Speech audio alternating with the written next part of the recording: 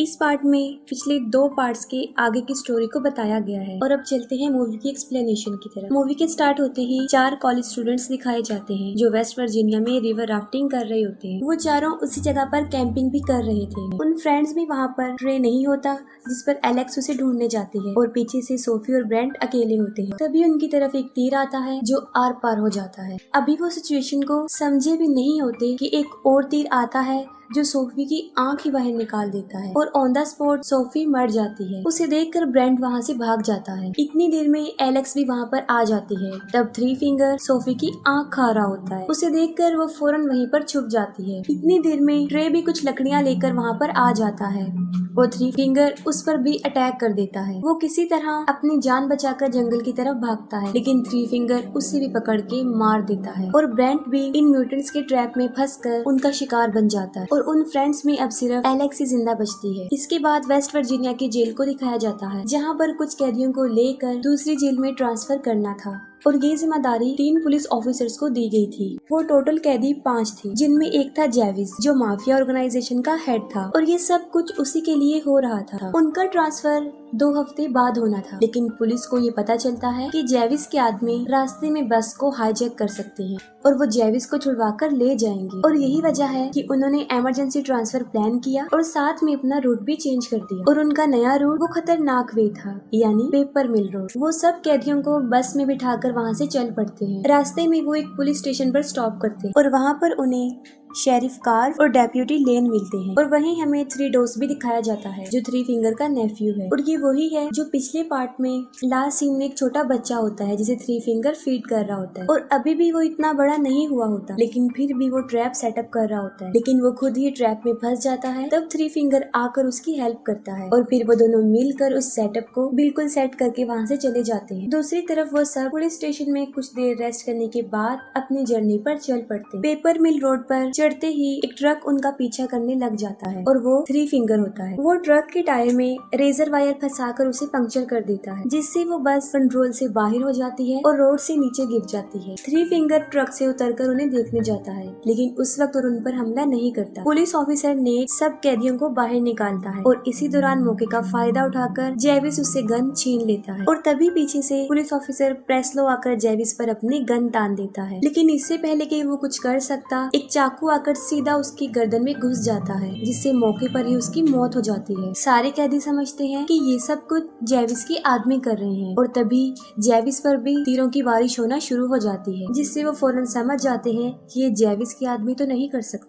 Jewish net को कहता है कि वो सबकी हथकड़ियों को खोल दे, जिस पर नेट उसे जवाब देता है कि चाबी तो बस के अंदर ही रह गई है और बस को पूरी तरह आग लग चुकी थी और वो किसी भी टाइम ब्लास्ट हो सकती थी। एक पुलिस ऑफिसर वाल्टर भी बस के अंदर ही होता है और जब नेट चाबियां लेने बस में जाता है तो वो बिल्कुल ठीक वक्त पर वाल्टर को वहाँ से निकाल लेता है। नेट जो चाबियां लेकर आया था वो बिल्कुल बेकार हो चुकी थी, लेकिन फिर भी जेविस उसे नहीं मारता क्योंकि उसे पता होता है कि सिर्फ नेट ही है जो उन्हें इस जंगल से निकाल सकता है। और तभी वो लोग आगे बढ़ते हैं और झाड़ियों में से एक लड़की बाहर निकलती है जो नेट पर अटैक कर देती है और वो लड़की एलेक्स थी। वो उन्हें बताती है कि यहाँ पर एक म्यूटेंट रहता है जो लोगों को मारने के बाद उन्हें खा लेता है, लेकिन कोई भी उसकी बात पर यकीन नहीं कर रहा था। हालांकि वो राफ्टिंग के बारे में भी बता चुकी थी, जिस पर जेविस उसे उनकी लोकेशन तक लेकर जाने का कहता है। उसका बात करने का अंदाज रिक्वेस्टिंग बिल्कुल भी नहीं था और वो उन्हें वहीं ले जाती है और रास्ते में उन्हें एक बस मिलती है जो बिल्कुल पलटी हुई होती है, जो पीछे से लॉक थी। जेविस नेट को उसकी कैब चेक करने के लिए भेजता है और वहाँ पर उसे उसकी चाबी और एक बंदूक मिल जाती है और वो गन वो वाल्टर को दे देता है। और जब वो वैन को चेक करते हैं तो वो देखते हैं कि वो पैसों से भरी हुई है। इतने पैसे देखकर वो सब हैरान हो जाते हैं और जेविस उन्हें 2-2 बैग उठाकर वहाँ से जाने को कहता है और सब लोग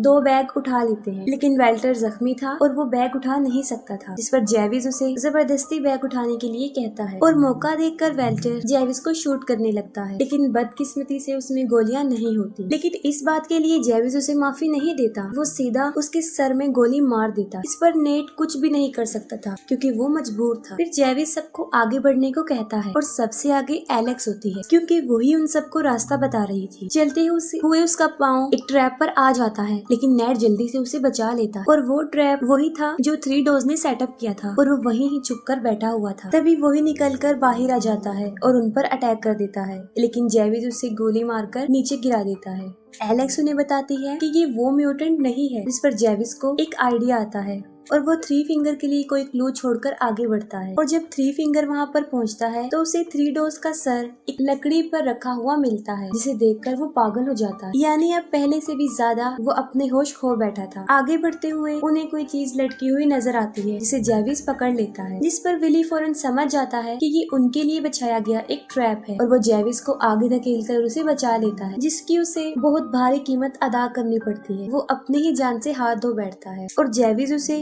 उसकी जान बचाने का बदला ये देता है कि वो उसकी टांगे ही काट देता है, क्योंकि ऐसा करने से विली उनके चिन्ह से अलग हो जाता है और वो आसानी से आगे बढ़ जाते हैं। दूसरी तरफ पुलिस स्टेशन में डिप्यूटी लेन को 2 दिन पहले मिसिंग हुए 4 स्टूडेंट्स की लीड मिल जाती है और शेरिफ के पास नेट की अभी कोई कॉल भी नहीं आई थी, जिससे वो काफी फिक्रमंद होता है। वो सोचता है कि शायद उनकी बस को किसी ने हाईजैक कर लिया है और वो उन लोगों को ढूंढने जाता है और लेन उन कॉलेज स्टूडेंट्स को ढूंढने जाते हैं। दूसरी तरफ वो सब एक पुराने केबिन में पहुंच जाते हैं, जहाँ पर कुछ टूल्स उन्हें मिलते हैं और वो उसकी मदद से अपनी जंजीरों को काट देते हैं। वो थोड़ा आगे बढ़ते हैं तो वहाँ पर थ्री फिंगर का ट्रक होता है। हालांकि उन सबको पता होता है कि ये उनके लिए बिछाया गया एक ट्रैप है, लेकिन फिर भी जेविस जबरदस्ती एक कैदी क्रॉफोर्ड को आगे भेजता है। जैसे ही वो थ्री फिंगर के ट्रक के पास जाता है, थ्री फिंगर उसे रेजर वायर में फंसा कर ट्रक को वहाँ से ले जाता है और ट्रक को सड़क पर ले जाकर पूरी स्पीड से क्रॉफोर्ड को सड़क पर घसीटता है और वो इतनी शिद्दत से घसीटता है कि जब तक कि वो मर ना जाए। पीछे से मौका देकर फ्लड पर जेविस पर हमला कर देता है और तब एलेक्स और नेट वहाँ से भाग जाते हैं। जेविस फ्लड को इतना मारता है कि वो अधमरा हो जाता है। एक और कैदी उसे वहाँ पर वैसे ही छोड़कर चले जाते हैं। शेरिफ उस बस पर पहुंचकर